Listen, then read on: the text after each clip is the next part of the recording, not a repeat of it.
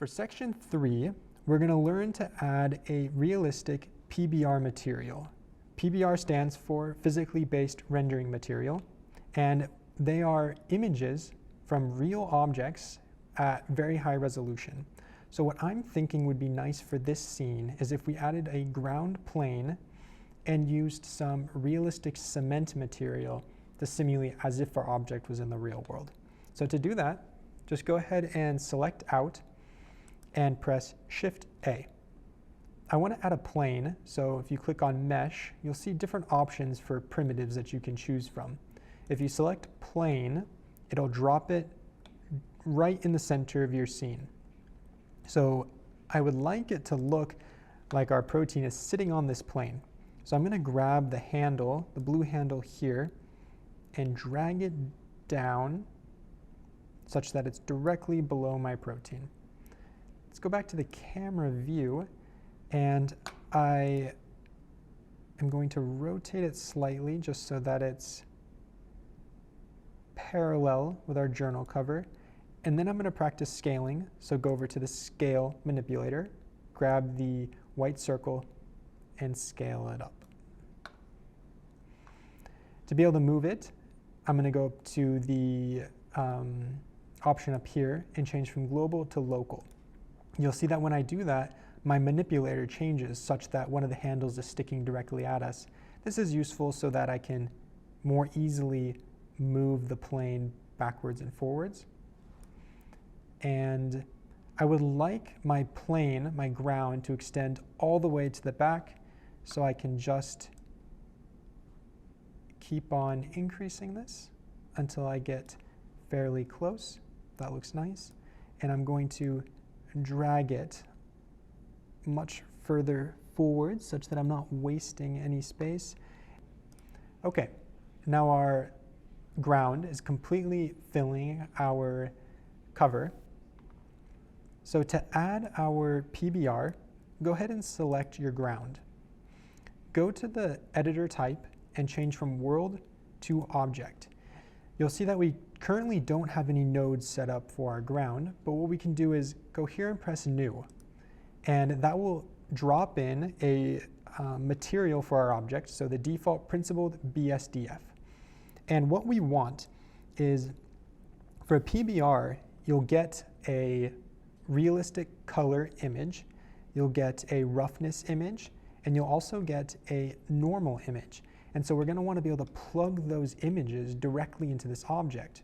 So now let's grab a PBR image. So if you go back to the lecture notes, scroll down, you'll see I have this link to AmbientCG. This is a great site that you should get familiar with. Just like Polyhaven, it has CC0 images that we can work with. And what's nice, just to show you that CC0 license, if you click on license,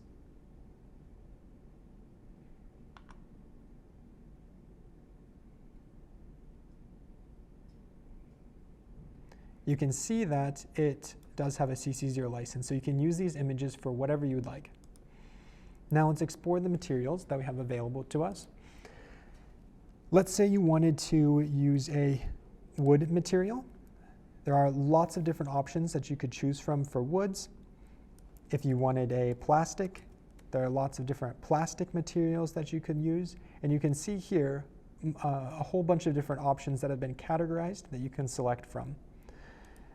I was thinking for our scene that a dark cement would look good. So right here, I like this dark cement material. So if you click on it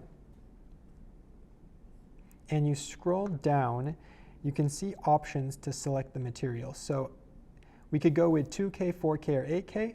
Because we have a depth of field effect, it's going to blur the background anyway, so 8K and 4K and 2K would all look very similar.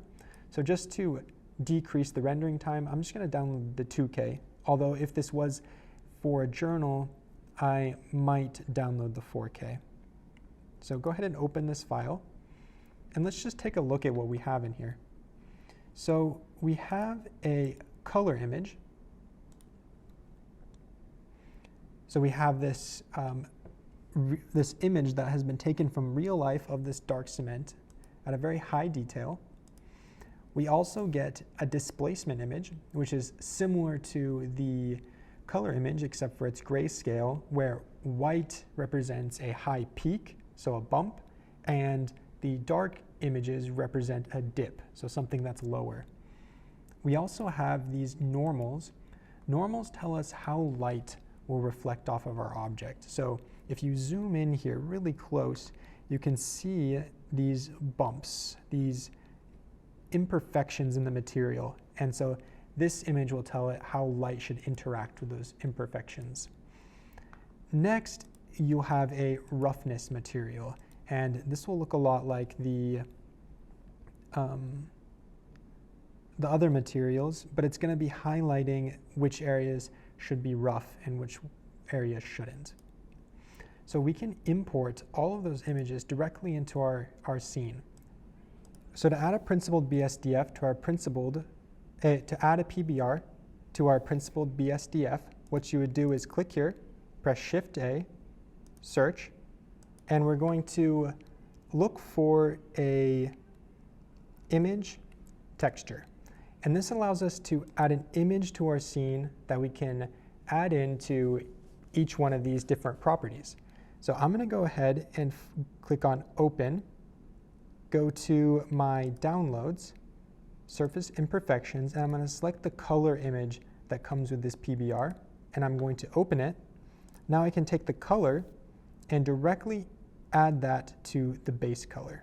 Now if we go over to the rendered view, you can see that it added in the colors that come with this cement material. Now what you would do is you could add each one of these one by one into the different sockets, but there's a much easier way to do this, and I'm going to show you that shortcut. So how you do that is go up to Edit, Preferences, and we need to add this node, this add-on called Node Wrangler. And it comes with Blender, but it's not activated by default, so it'll be unchecked for you. Just go ahead and select it. And that's all you need to do, and you can close. Now come back to your principled BSDF, select it, press Shift, Control, T, and it'll bring up your File Explorer, and you can go to Downloads, Surface Imperfections, and now we can just select all of the different images that we want to add. So I'm going to add color, displacement, normal GL, and roughness. And then you can just say principled texture setup. And what you can see is that the Node Wrangler add-on went and did all the hard work for us. So just to appreciate what it did, it added each one of the different images from the PBR and even added the different mapping nodes, so a normal map and a displacement, and even added this mapping node over here where we can change different properties. So for example, this cement is looking a little too big. You can see like each one of the imperfections is really large on our cover. So what you can do is you can scale this up. So we can make it smaller by doubling the size or tripling. Let's try tripling. And you can see that now the texture is much, much smaller in this space. Now you'll notice that now that we have a ground here that one of our peptides got lost. So let's go ahead and recover that one. Let's select out of the rendered preview so we can move around easier. And you can see that down here is our peptide. So let's move it back up onto the top. So if I go to my outliner, select my peptide back, right click, and select objects, you can see it selected the peptide, but it also selected the plane. And so this is important because it shows that when you add an object, wherever you are selected, it will add that object. So I was selected on my peptide when I added in the ground, and so it put them in the same folder. So I can fix that easily by opening up peptide back, scrolling to the bottom, and you can see here's our plane. So we can select that, scroll back to the top, and drop it into our main collection. Now we can click on our peptide back, right click, select objects. Now we have it selected, and we can move it and don't forget to change from local to global. And we can move it back up onto the surface. And I'm going to go from a side view just to see how it lines up. I want it to look like it's sitting on the surface, so maybe I'll look at it from a few different angles. I think that looks good. And so we can go back to our cover view by pressing the camera toggle button, and I'll just move this around so it's in the front. I want it to fill this empty space right there. So I'm going to click on the green handle, move it over here, and then click on the red handle to move it over here until you get it exactly what you want. You can even add some rotation to get the effect that you're going for. Now if I go back to my rendered view, this is what we see. So this is looking much better. And this is the end of section 3. So how to enhance your scene with a realistic PBR material.